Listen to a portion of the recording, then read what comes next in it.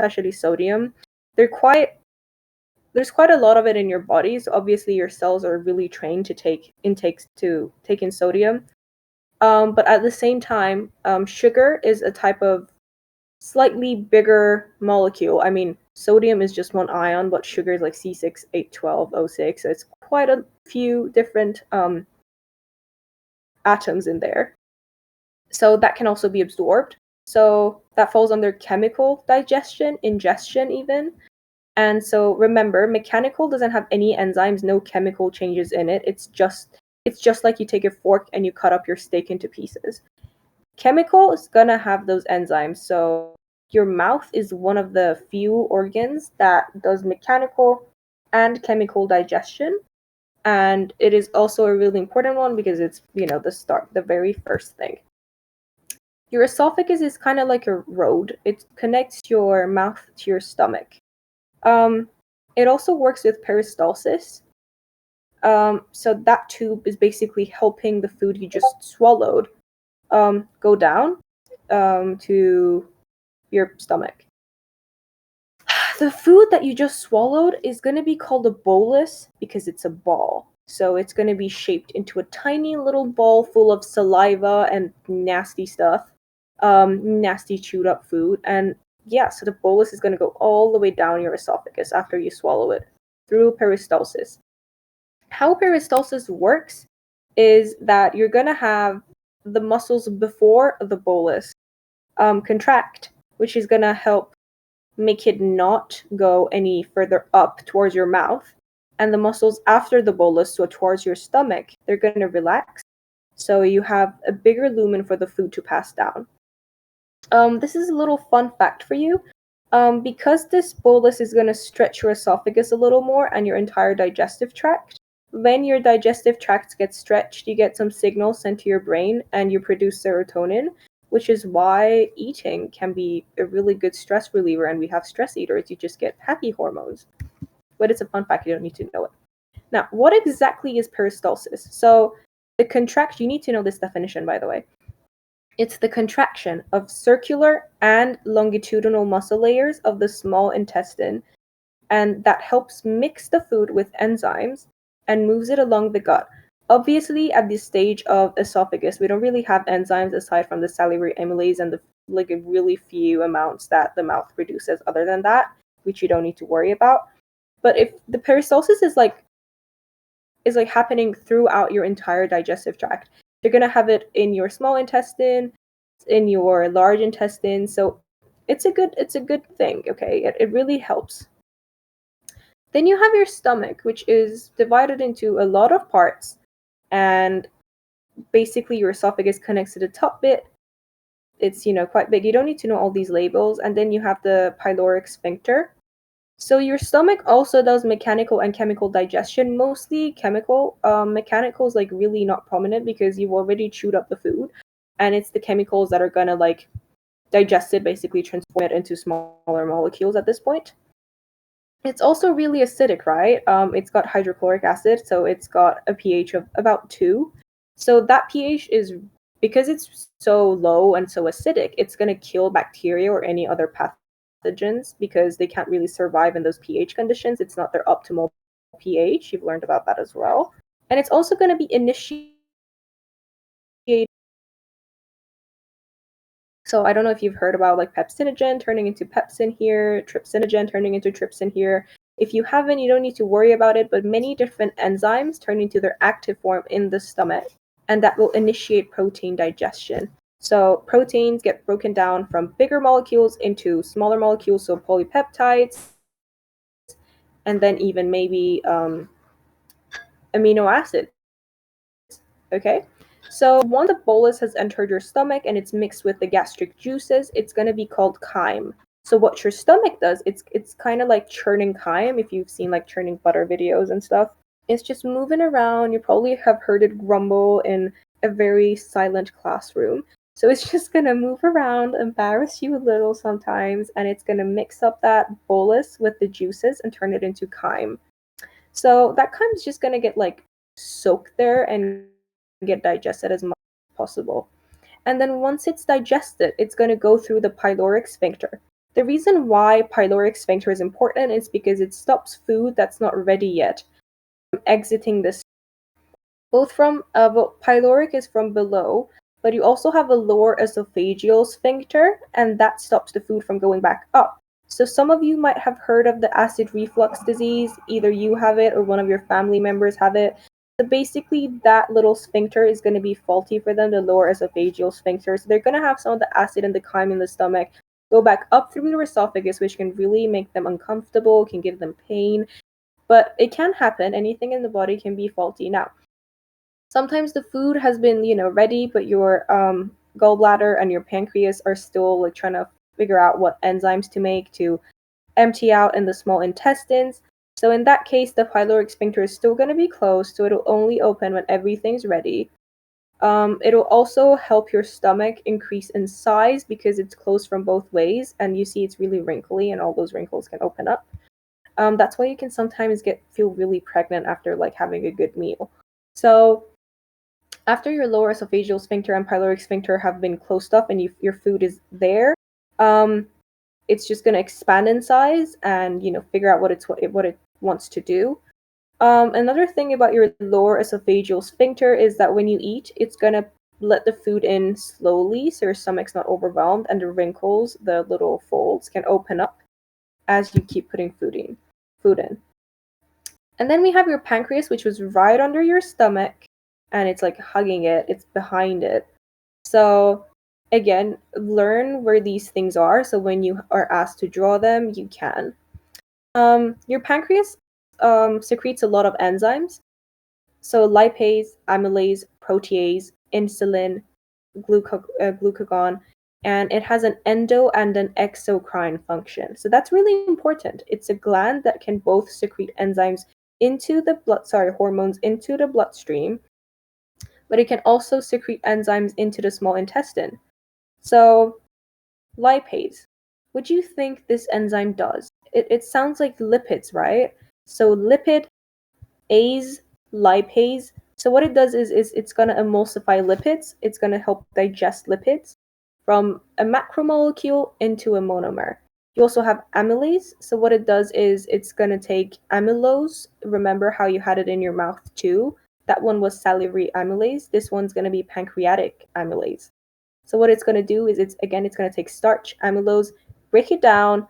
And you also have protease. Remember where protein digestion started? In your stomach. It's not going to stop. It's going to keep continuing. Your pancreas is going to help with protein digestion. So these were your exocrine functions. So then you have your endocrine functions, which are insulin and glucagon. So basically, have I defined it? No. So basically, exocrine, because it sounds like exit, it means anything outside the bloodstream, and endocrine, because it sounds like, inside, in. It means anything inside the bloodstream. Obviously, you don't want to have enzymes in your bloodstream too much because it's going to digest you and your blood content. So insulin and glucagon are hormones, and lipase, amylase, and protease are enzymes that are all produced by the pancreas. Now, you might have heard of the islets of Langerhans, and you have different types of cells. You have type alpha, and type beta. So type beta is the one that produces insulin, and type alpha is the one that produces glucagon. Do I have anything on them? No. Okay, so I'm just going to tell you. So what insulin does is when you just have food, it's going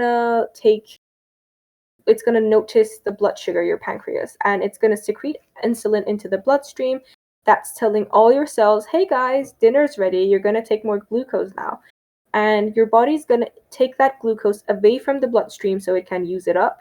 But sometimes when you're hungry, when physics class is going on for too long, you might be, not feeling the most sugary of yourself. So your glucagon's going to get secreted there. And that's going to make your cells, your liver specifically for the most part, sometimes even your muscle cells, to let go of that sugar that they've been holding up and put it back in the bloodstream for the rest of your body, the rest of your cells to take it. So insulin is really just take up the blood sugar. Glucagon is let the blood sugar back into the bloodstream. Whatever sugar or carbohydrate you have in excess is going to go to your liver for the most part. And that's why you get fatty livers. That's why, and the liver's gonna process it and turn it into fat. Um, so yeah, basically that's like a storage place, your liver, for like a lot of molecules, not just fat or carbohydrates. Okay, so you have your enteric nervous system that can really help your um, with your like secretion of hormones. So that's like a little duct for your pancreas. That's where it like secretes digestive enzymes. So you have your secretory vesicles. Do you know what vesicles are? They're the um, little spheres that are coated with a phospholipid layer, and they are gonna get out of the cell. You see that? The little black dots.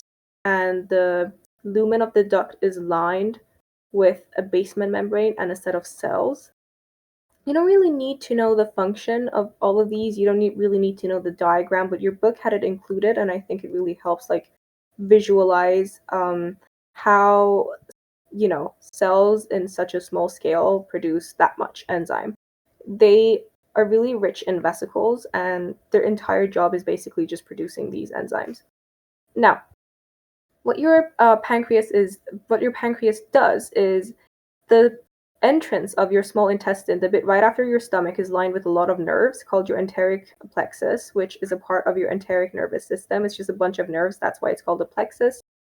That is going to notice that, oh, we have food in there. We have food in the small intestine, and that's going to take it to the pancreas. And your pancreas is going to take it to your brain. You don't need to know all those terms there. And your brain's going to be like, oh, yay, food. And then send the signals back to the pancreas so it can be producing more and more enzymes as needed. Then you have your liver. The reason why the liver is important is, well, there's a lot of reasons, but right now is your liver actually produces bile, and then it gets stored in the gallbladder. So your gallbladder is not the producer of the bile, it's your liver. Don't make that mistake. And I don't know why the gallbladder is blue here and the pancreas is green, but I think it's just for the ease of like you seeing it. But your gallbladder is usually green, so is your bile. Um, and your bile, what it does is it's also going to join the pancreatic duct through, like at the end, you can see them connecting. And then they're both going to empty out. They're both going to empty out in the small intestine, the entrance bit. And it's going to help with lipid emulsification. It's also, and then your liver, that's what your bile does. But your liver, again, as said before, helps with sugar storage, cholesterol maintenance, and it's just, a good place to manage your carbohydrate and fat level. So, something that you need to know is, oopsie, sorry, okay. So yeah, your gallbladder stores the bile. Sometimes you can get gallstones. Some people in your family might have had that. So your common bile duct and your pancreatic duct are going to join, and this first bit of your small intestine, the duodenum, they're going to get emptied out into that. You don't need to know all these labels. It's just to show you how they're connected. Now, your bile, the fluid, and the pancreatic juices, they're both going to be really basic. And why is that? Because your stomach acid has enzymes. It has a really strong acid. Obviously, I just said acid. Your gastric juices are going to have a really low pH, and that can cause your gastric juices to digest the very tract of your own body that you don't want to get digested. You don't want to be in pain. You don't want ulcers there. You don't want cuts. So obviously it's going to be basic to try and neutralize the acid. So as it moves down through the rest of your digestive tract, so your gastrointestinal tract, so your small intestine and your large intestine, and you shit it out, you want to make sure that it's neutralized and you'll be fine. So your small intestine, okay, wait, hold on. Before I get into the small intestine, I'm going to check the chat and see if anybody has had any questions. No, it's not HL, sorry, I just saw this. Nope, cell and HL. Anybody have any questions? I'm checking the chat right now. If you do, let me know.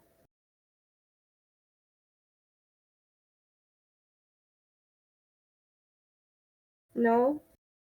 Well, that's okay. If you do, just ping me in N24 Biology while I'm talking, and I'll check. Oh wait, someone's typing. Was gallbladder? Yeah. Mechanical or chemical? So gallbladder really doesn't do anything. It's just a storage place. However, when your liver produces bile, sends it all the way to gallbladder, it gets stored there for further notice until, it has to be used. And then that bile produced by your liver, stored in the gallbladder, is a chemical digestive thing because it emulsifies lipids. So it breaks down lipids, which are macromolecules, like really, really big molecules, into tinier little blobs of oil. Okay, so you can't really digest lipids really to a really small molecule, which is why you say emulsification and not digestion, because you just break it down into like tiny particles. So we can like talk about it later. So you can like pick it up in the small intestine. Okay, I'm moving back again. Ping me in N24 Biology if you want me to stop yapping and answer your question. Okay. So we're going to move to your small intestine. Your small intestine is composed of 3 parts: your duodenum, jejunum, and ileum. So how I remember it is DJI. So it's a DJ and it's I. And then your ileum is going to be connected to your large intestine. So you need to know these names: duodenum, jejunum, and ileum, and then large intestine. Yeah. Okay. And then at the end of large intestine, you also have your rectum. Again, you need to know that, which connects your large intestine to your anus. It's also where all your poop gets stored. So, your small intestine is going to hold out the final stages of digestion of lipids. I said digestion because it's really the end of the chemical breakdown that your body's going to do to lipids, but it's really just emulsifying it further down. It's also going to be the final stages of digestion of carbohydrates, proteins, and nucleic acids. And it's going to neutralize stomach acid, as said before, in the duodenum section. And it's going to absorb nutrients, mostly in the end of duodenum and your jejunum. So it's going to be absorbing nutrients too. Now, how does it absorb nutrients? Your small intestine has a really good wall structure made for that. So the outer layer is called your serosa. You need to know this.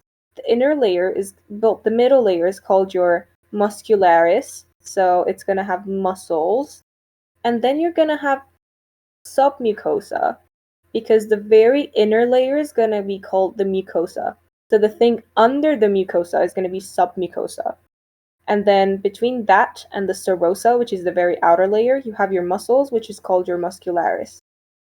So your mucosa is lined with a really special epithelium, and you can see it in the image on the right. All of these cells have little projections that will really help with the increase of their surface area. And it's going to really increase the surface area to volume ratio, which means they're going to be much faster at uptaking stuff, which is good because you only have so many hours with your food in your intestines. You want to absorb as much as you can from your food. You don't want to waste energy. Peristalsizing all of that throughout your lumen just to get none of that. So all of these little projections help with, you see them, like they look like little legs, like centipedes. All of them are going to be helping with the uptake. So what exactly is the function of a villi? I'm going to say villi, but some people might also say villi. It's up to how you pronounce it. So your villi are going to be lined with those epithelial cells, and they're also going to have a plexus inside of nerves, of your lymphatic system, your capillaries, so arterioles and venules, and just capillaries in general. And they're each going to have their own little villi, so they're going to be called microvilli. So your surface area to volume ratio increases by 10 folds, which is really good. What they can absorb is monosaccharides, which are like really small sugar molecules, amino acids, which make up your polypeptides and then respectively proteins, your fatty acids and monoglycerides, which can make up triglycerides, glycerol, mineral ions, fatty acids, monoglycerides, and glycerol, mineral ions, and vitamins. So they all get absorbed in your villi. So what you need to know is, aside from fatty acids, and monoglycerides and glycerol, everything else is absorbed through those cells and then goes through the artery and the veins and goes back into your blood system. And that's going to take you to yep, I haven't talked about it. That's going to take you to the portal vein, which is just a big, big vein going through your liver to take out any excess material, any toxins, and then go all the way back to your heart and go into your circulation. Now, for anything fatty, anything cholesterol, anything fatty acids, monoglyceride, and glycerol, they're going to get absorbed into those cells, the epithelial cells, and then they're going to enter your lymphatic system. Your lymphatic system, I never really knew what it was until uni. So your lymphatic system is basically the serum of your blood, the liquid part of your blood, without any cells. And it also will hold all the fatty stuff. You have lymph nodes, which are just big bits of the lymphatic system. It also helps with your immune system. So the only thing that's important here, though, is that you know there's a lymphatic thing in the villi, that there is an artery and a vein, and anything that's not fatty is going to go through the artery and the vein, and anything that is fatty is going to go through the lymphatic system. Okay? Now, after these are all absorbed, you're going to go to the large intestine, and in the large intestine, you're going to have some water reabsorption. So you don't really absorb any minerals in your large intestine. It's just going to take that food that you just had, absorb all its water, and turn it into poop. I know the reason your poop is brown, it's because, or like slightly blackish depending on what you've had, is because of the bile. The bile is what makes your your poop that color. Your large intestine also has bacteria. So it's going to have its own natural flora, which kind of causes kind of causes the bad smell of farts and poop. But at the same time, they also help break down some stuff further, and or they can take some of the stuff you've had, process it, and give you back vitamins or like good stuff for your bloodstream. So really, they're important, and that's why we have probiotic yogurt, probiotic whatever. So yeah, your large intestine is going to have that. And it's also another reason why antibiotics could be bad for you if you overuse them, because it's also going to kill the bacteria in your large intestine. Anyway, your feces are going to get ready here. Your poop's going to get all the juices, the water out of your poop's going to get all squeezed out through your ascending colon, transverse colon, and then descending colon, and then rectum, and then anus, and then you poop it out. So thank you. I got this template from SlidesGo, and I had to give them credit. So yeah, that's your credit. And if you have any questions, I'm going to check the chat now. And what does the lymphatic system absorb from the villi? So yeah, it's anything fatty. But do you want me to like explain the process? I can if you want.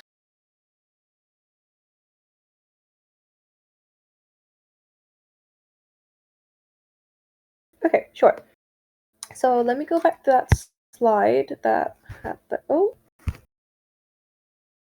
okay. How do I make it bigger? Oh, okay, never mind, not that. Sorry, it's gonna be a little small, but I'm gonna explain it anyway. Oh no, not large intestine, small intestine. Okay. So your villi are gonna have microvilli, okay? And you also have a rich blood supply, a single layer of epithelium. You have your lacteals, which are the little projections of your lymphatic system, okay? And they're gonna absorb lipid, the emulsified lipid, from the intestine into your lymphatic system. And okay, so how it works is by pinocytosis, which is the way the cell intakes any content. You're going to have your fat come through your epithelial cells with sorry, one sec.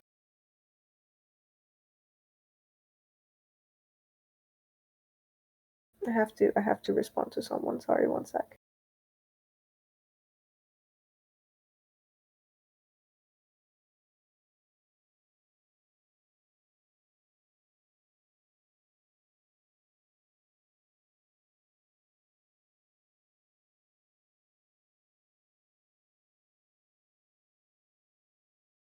Yeah, okay. So sorry. Yeah, okay. So Yep, they are vesicles. So your fat gets into emulsified into things, really little things called micelles. You don't need to know the name, but that's basically like a little vesicle, okay? And then it's going to go through the microvilli, go through that epithelial cell. And what is going to happen there is that it's going to take triglycerides and then combine it with the proteins inside the Golgi body produced there, and it's going to form chylomicrons. You don't need to know these names. So chylomicrons are basically protein slash triglyceride stuff that are together. And you know what? Micelles are still really big to intake, right? So fatty acids and monoglycerides are going to be emulsified by bile to form micelles. And then fatty acids, they're going to enter the epithelial cells and they're going to link there. So before, they're going to be small, but in your cells, they're going to link together and form what they were before, which are triglycerides. Okay, so before that, before entering the cell, we're going to have monoglycerides. They're going to enter your epithelial cells in your small intestine, your villi cells, and then they're going to come back together, form triglycerides, and then they're going to combine with the proteins produced by the Golgi body, Golgi apparatus, form chylomicrons, and they're going to enter your lacteals, which are basically the little projections of your lymphatic system into your lymphatic system. Does that answer your question, or do you want me to do it again?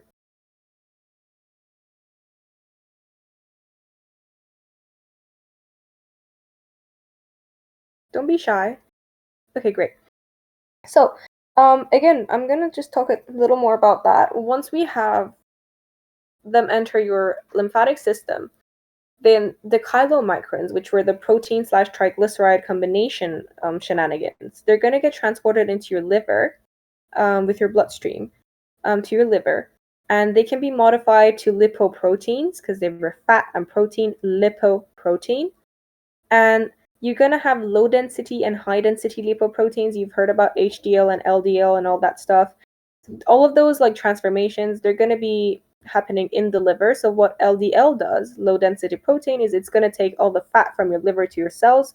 High density protein is going to figure out all those lipids and take it back to your liver, which is really important if you think about it, because your HDL, high density protein, it actually stops your blood vessels from having too much fat in them, which, as you know, can cause vascular diseases, like coronary artery disease. We've learned about it in another part of Unit 6, I think in the transport part, the heart part. So yeah. Anybody else have any questions? I can go through anything you want again if you want, or if you have any other questions, just let me know and I'll tell you. You can use the chat or N24 Biology, whichever.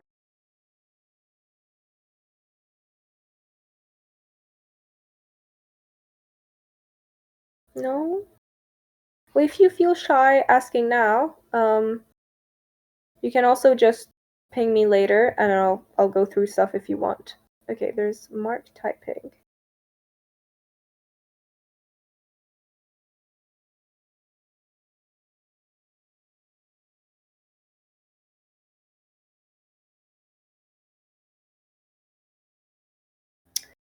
The folds in the stomach, you don't really need to know about it, but basically your stomach is this wrinkly thing because if you haven't had any food, you know, your stomach's not really prominent when you look at yourself in the mirror or something. But if you have a lot of food, those folds are going to expand, so your stomach's going to turn into a bigger thing. It's kind of like a balloon, you know, the more you blow in it, the bigger it's going to get. The more food you put in your stomach, and, you know, the bigger it's going to get. Those folds are kind of like just space for your stomach to, you know, expand.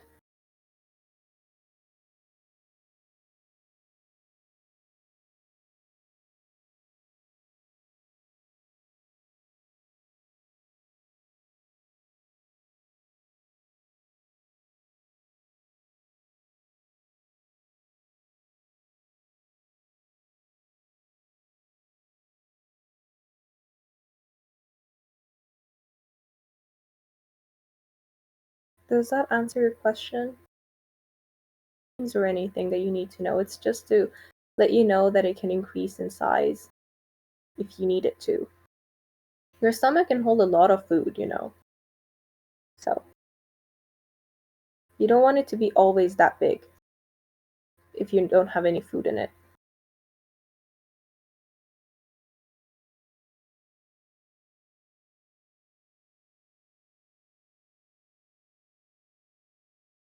Yeah, nice.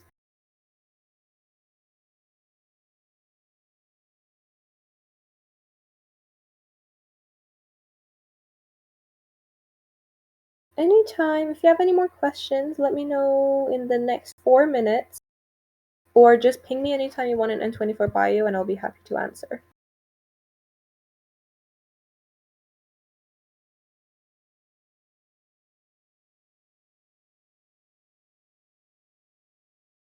I'm also gonna ping you for future sessions. I think I'm gonna do circulation and one more, I think.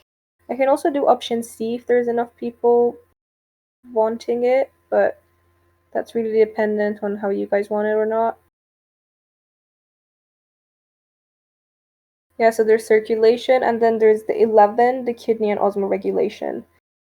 So that's going to be AHL only. But yeah. I'm gonna stay here. You guys feel free to leave. So yeah, for the next 3 minutes, I'm gonna stay here. If you have any questions, let me know. Otherwise, thank you so much for joining, and I hope you have a great day, night, time zone. Yeah.